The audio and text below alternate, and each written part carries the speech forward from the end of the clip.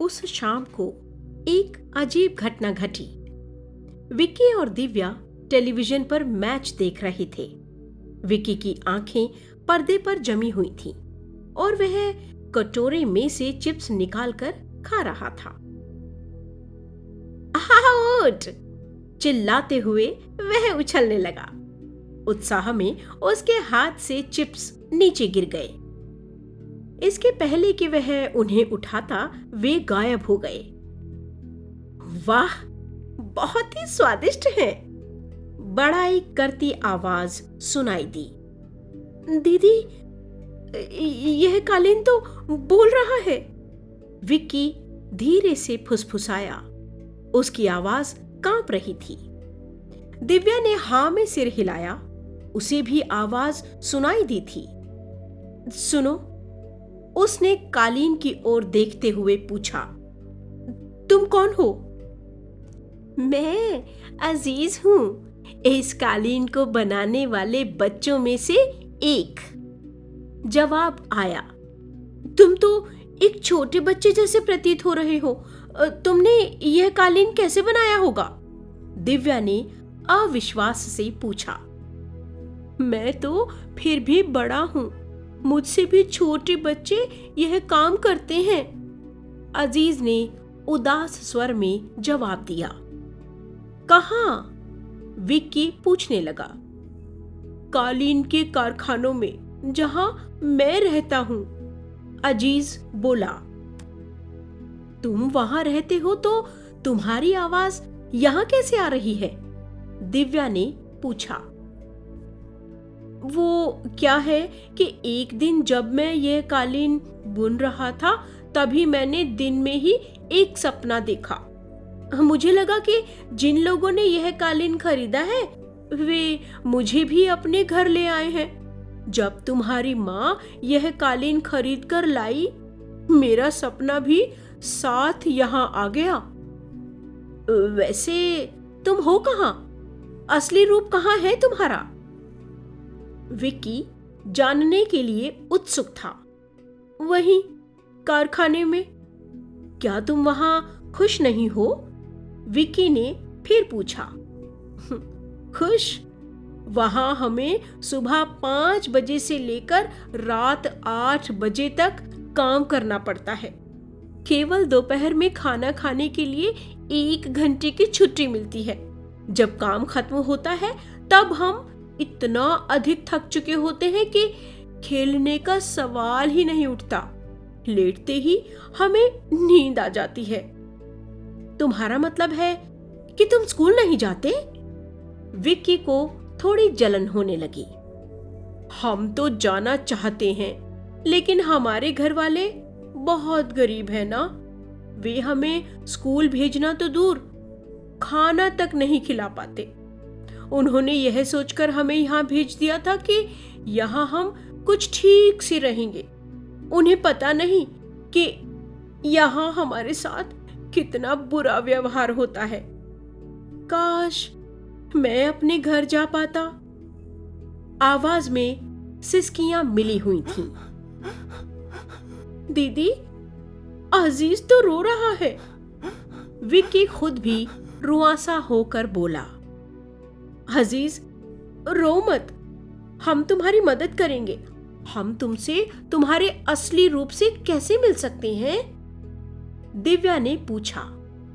हाँ, अजीज ने अनिश्चय पूर्वक कहा। अगर तुम लोग कारखाने आओ तब शायद। वह चुप हो गया।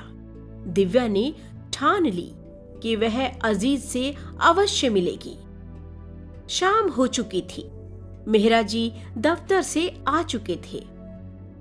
जैसे ही वे कमरे में आए, दिव्या दौड़कर उनके पास पहुंची और बोली, हम लोग कालीन का कारखाना देखना चाहते हैं।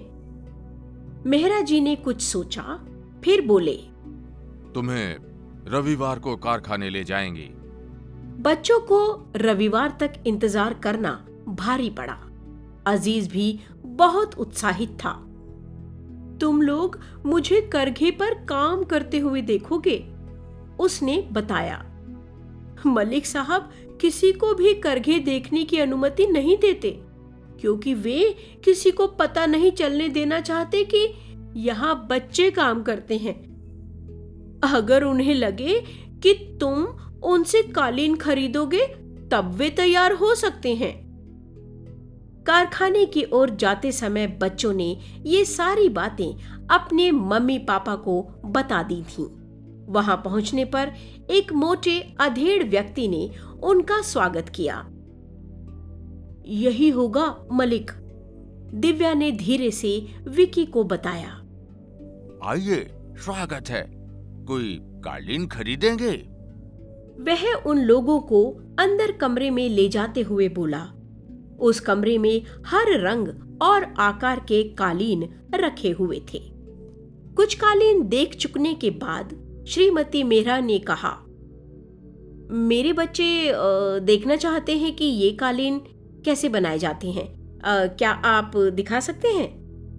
उस व्यक्ति के चेहरे पर सतर्कता के भाव आ गए। श्रीमती मेहरा ने तुरंत एक लाल कालीन को छूते हुए कहा, यह वाला बढ़िया है। उन्होंने मेहरा जी की ओर मुस्कुराकर देखा। उस आदमी का चेहरा चमक उठा। हाँ मैडम, आपकी पसंद बहुत अच्छी है। हम अभी बाद में तय करेंगे, श्रीमती मेहरा ने कहा। पहले हम करघा देखेंगे। वह आदमी थोड़ा हिचकिचाया। उसकी इच्छा तो नहीं थी, फिर भी अगर सौदा पटता है तो। जरूर जरूर, मुझे खुशी होगी। यहाँ से आइए। अंत में उत्साह दिखाते हुए बोला। वह उनको आंगन के पास एक संकरे रास्ते से होता हुआ एक धीमी रोशनी वाले कमरे में ले गया। बाहर तेज धूप में रहने के कारण उन्हें अंदर देख पाने में बहुत कठिनाई हो रही थी। कुछ देर बाद बड़े बड़े करघे दिखाई दिए। वहां कम से कम 20 बच्चे काम कर रहे थे। हर ओर ऊन के रोए उड़ रहे थे। विकी को खांसी आने लगी। ये हमारा कारखाना है, मलिक शान से बोला। ये बच्चे, क्या इनसे काम करवाना कानून के विरुद्ध नहीं है? मेहरा जी ने कड़े स्वर में कहा। कानून? क्या कानून इन्हें रोटी देगा? मैं इनकी देखभाल करता हूँ, घर में ये भूखे रह जाएंगे। वह आदमी शेखी बघारता हुआ बोला। इस बीच विकी और दिव्या बच्चों के चेहरे देख रहे थे। उनमें से अधिकतर 8 से 12 साल के थे। वे डरे हुए लग रहे थे। हालांकि कुछ उन्हें देखकर झेंपे झेंपे मुस्कुराए भी। उन्हें काम बंद किए देखकर मलिक उन पर जोर से चिल्लाया, अपना काम चालू रखो, समय बर्बाद मत करो। बच्चे ऊन काटने और बुनने में फिर जुट गए। केवल एक पतला सांवला लगभग 10 वर्ष की आयु का बालक उन्हें बराबर देखे जा रहा था। दिव्या उनके पास गई। अजीज, उसने आशा भरी आवाज से पूछा। बच्चे ने झिझक कर सिर हिलाया और चौंक कर उसे देखने लगा। तुम हमें नहीं जानते, तुम्हारे सपने ने ही तो हमें यहां बुलाया है। बच्चे के मुख पर एक हल्की सी मुस्कान तैर गई। तुम आ गए, सच में आ गए? उसे अपनी आंखों पर विश्वास नहीं हो रहा था। उस बच्चे से बात करते देख श्रीमती मेहरा उसके पास आईं। दिव्या, कौन है यह? उन्होंने उत्सुकता से पूछा।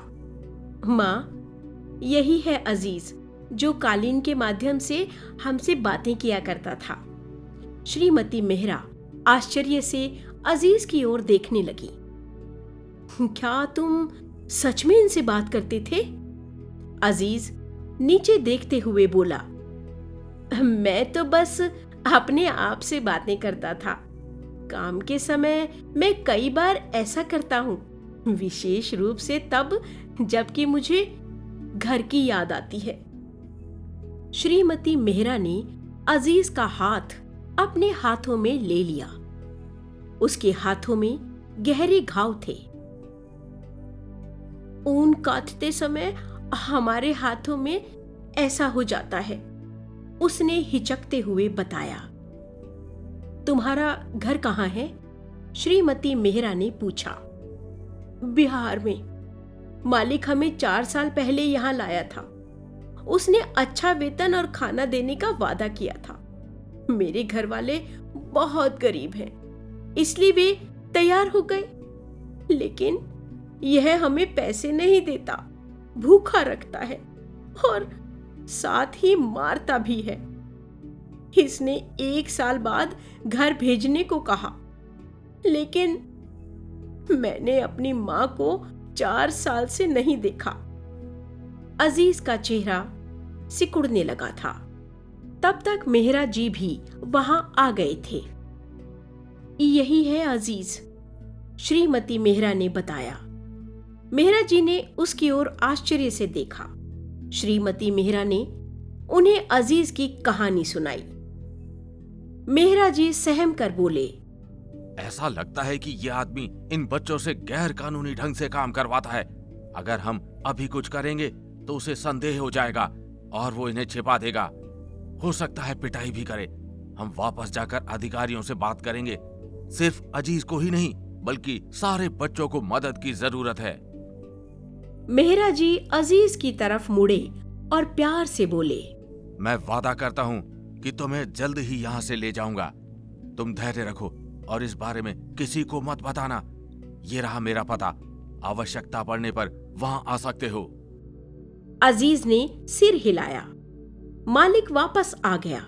वह बाहर किसी ग्राहक के पास चला गया था। जब उसने मेहरा जी को अजीज से बातें करते देखा तो उसे कुछ संदेह हुआ। आप उसे जानते हैं? उसने पूछा। नहीं। मेहरा जी बोले, जो कालीन वो बना रहा है हमें अच्छा लगा है। हाँ हाँ, अच्छा काम करता है। थोड़े सपने अवश्य देखता रहता है। मैडम को जो कालीन पसंद आया था उसके बारे में क्या विचार है? मलिक उत्सुकता से बोला, असल में हमें वो ज्यादा अच्छा लगा जो वो बच्चा बना रहा है। हम चाहते हैं कि आप उसे हमारे लिए रख लें। मेहरा जी ने जवाब दिया। जरूर जरूर, मलिक प्रसन्नता पूर्वक बोला। 1 सप्ताह में तैयार हो जाएगा। वापस आते हुए रास्ते में विकी ने पूछा, हम अजीज की सहायता के लिए क्या करेंगे? मैं श्रम आयुक्त को सूचना दूंगा, वो जरूरी कदम उठाएंगे। उसके पिता बोले। घर पर भी बच्चे अजीज के बारे में सोचना बंद नहीं कर पाए। हर रोज वे उसे खुश करने के लिए कालीन के जरिए उससे बातें करते थे। एक दिन सुबह उसके पिता ने उन्हें अखबार के पहले पन्ने पर छपी खबर दिखाई। उसमें लिखा था, स्थानीय कालीन कारखाने पर छापा, 10 बच्चे मुक्त। करघों पर काम कर रहे बच्चों की फोटो भी थीं। विक्की और दिव्या उत्सुकता से बच्चों के चेहरे पहचानने लगे। इसमें अजीज कहाँ है? दिव्या ने पूछा। ये रहा, मां ने जवाब दिया। तभी किसी ने दरवाजा खटखटाया। बच्चे दौड़कर आए। दरवाजे पर अजीज अपने माता पिता के साथ खड़ा था। मेरे अब्बा और अम्मी से मिलो, अजीज बोला। ये मुझे घर ले जाने आए हैं। मलिक को आदेश मिला है कि वह हम बच्चों के बदले हमारे पिता को नौकरी दे, वह भी पूरी तनख्वाह पर। अब मैं स्कूल जा सकूंगा। बच्चों, धन्यवाद, उसकी मां ने कहा। नहीं, दिव्या बोल उठी। धन्यवाद तो अजीज के जादुई कालीन का किया जाना चाहिए। और सब हंसने लगे। सब प्रसन्न जो थे